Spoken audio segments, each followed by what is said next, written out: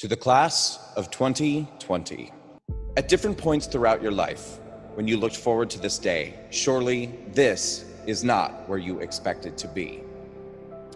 When you looked into the future and pictured yourself in this moment, you probably imagined yourself sitting near your friends, all in matching caps and gowns, surrounded by the love of family, smiling, laughing, taking pictures. I bet you envisioned this day to be beautiful, to be the most perfect manifestation of everything that you have worked for up until this point. I would guess that you're saying to yourself, this is not where I expected to be. This is not what I imagined this moment in my life to look like. From as early on in my life as I was able to communicate, I told all those around me that one day I was going to do something incredible with my life. I felt it in my bones, in my heart and soul and DNA, that I was meant to do something that would reach and impact people on a massive level. I told everyone around me that I was going to be on television, that one day people would know my name. It wasn't arrogance and it wasn't ego, it was information. Information that I was given early on in my life. When I looked into my future, I saw something extraordinary, and I saw it so clearly. As I began to grow up, I discovered that I was gay. As a kid of the 80s and 90s, raised in a small farm town in rural Nebraska, the reflection I saw of myself as a gay person through society's eyes was grim and destructive. In the height of the AIDS crisis and rampant homophobia, it was abundantly clear that there was an enormous amount of people who hated people like me and weren't shy at all about saying so. I was called sick, evil, godless, wrong, and many other things much worse than that. I was bullied, threatened, beat up. I was chased home from school by guys with shotguns.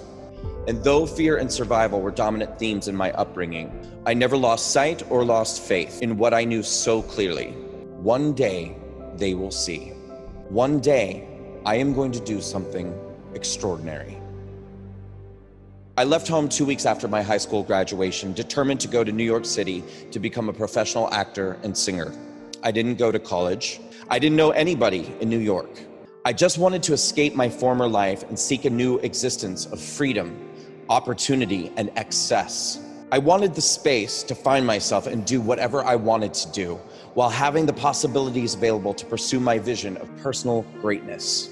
But youth and freedom were privileges which I was not well equipped to manage.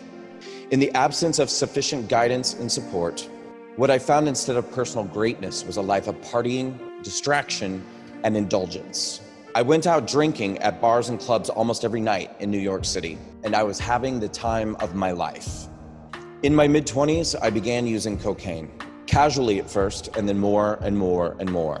Without realizing, I was slowly, over the course of years, becoming addicted to and controlled by alcohol and drugs. I was willingly giving up everything to a life that was giving me nothing in return. I worked menial jobs just to have enough money to pay my rent and to buy cocaine. When I went out and met new people, I would tell them how one day, people were going to know my name. I was going to do something great.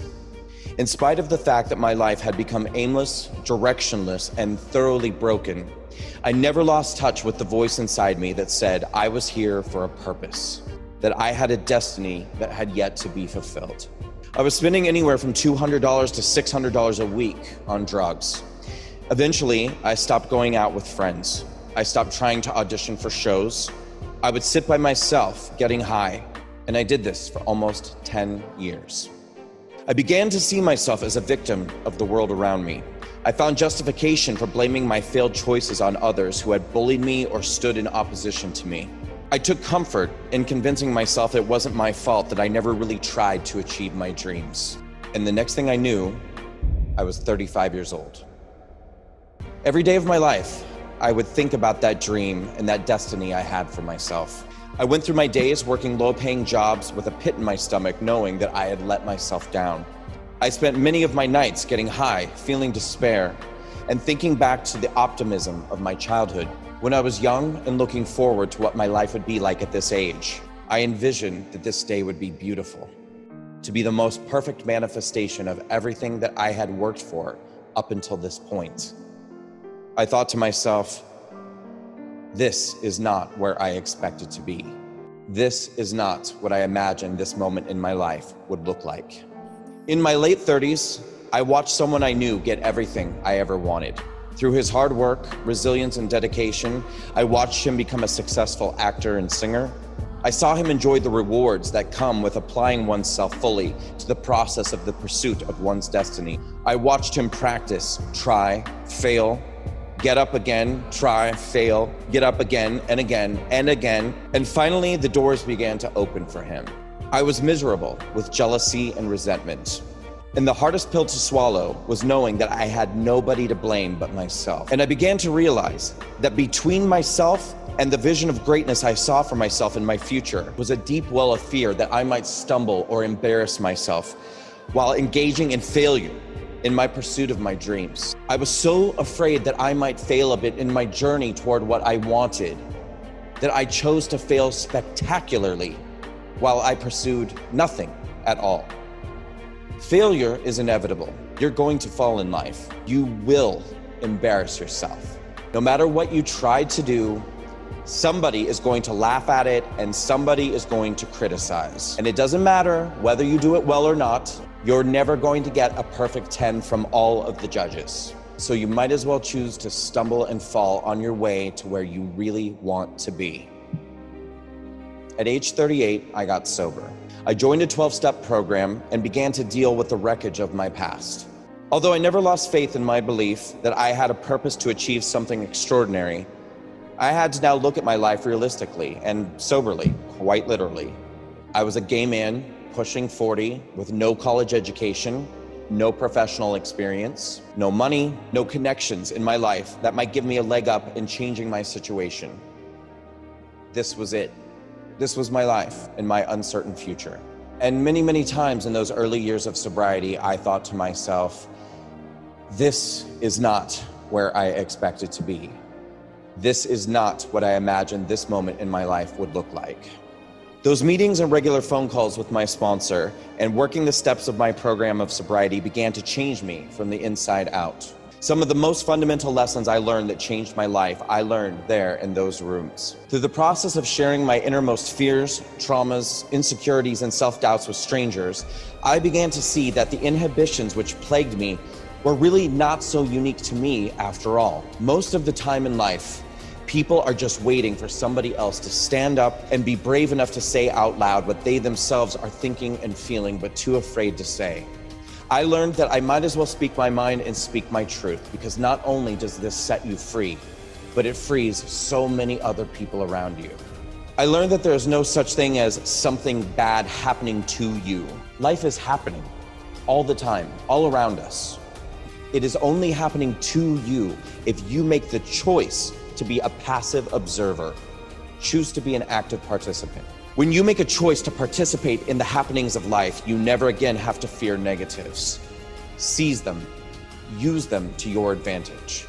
This is your life.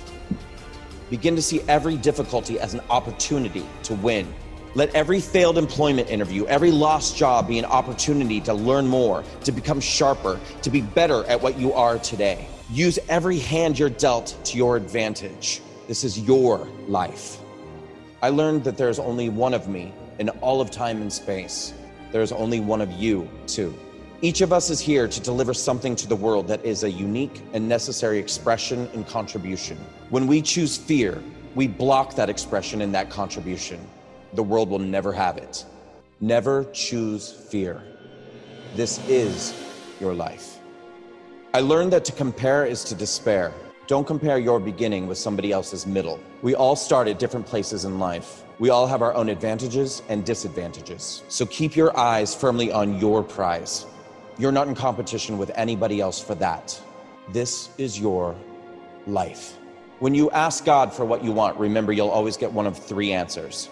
Yes, yes, but not right now, and I have something better in store for you. My time finally came in 2018. In May of that year, I put out a 6-minute video detailing my own journey away from identity politics, victim mentality, and a political party and ideology which exploits those very things. I started a political and social movement called the Walkaway Campaign, which seeks to empower individuals to seek truth beyond media narratives, place individualism over collectivism, and to empower minorities to know that despite whatever you may have been through in your life, the only person who can ever prevent you from achieving your dreams is you. Over the past 2 years, the walkaway movement has gained enormous success and recognition. Everything I always knew from an early age would be a part of my destiny has been actualized. I did end up doing something extraordinary, but it looks nothing like I envisioned this moment to be. I didn't expect that the negative experiences in my life that I had thought at the time were preventing me from achieving my dreams would actually end up being direct influences in what ultimately changed me, and that change in me would be the thing that caused me to speak out. And speaking out caused my dream to become a reality. My hope for you, the class of 2020, as you begin this incredible journey that is your life, is that you never have to make as many mistakes as I made on your road to where you're going. But if you do, hold on tightly to your dreams and your vision for personal greatness. Know that nothing is irreversible. No matter how badly you fail or how many times you do it, your destiny will still be there waiting for you, as long as you make the choice to get up and try again. The answer will never be no, only that there is something better in store for you. There is only one of you in all of time and space, so never let go and never stop fighting for your vision of personal greatness. If you do, the world will never have what you are here to contribute, and we need it. So don't be afraid to speak up, speak out, and live your truth. When you do, you'll be setting so many others free to do the same. Sometimes a moment in life doesn't look the way you imagined it would once you get there. The class of 2020 is certainly learning this lesson early. Use it. Find the opportunity in it. Reap the benefits of the lessons that you can learn now, today, from it. Don't compare this day with what it may have looked like for other people when they had their day, because things in life happen. But you have the power to determine what the outcome of these happenings mean for you. Will you be a passive observer in your life? Or will you be a participant who finds the win? I've been both. Trust me, be the winner.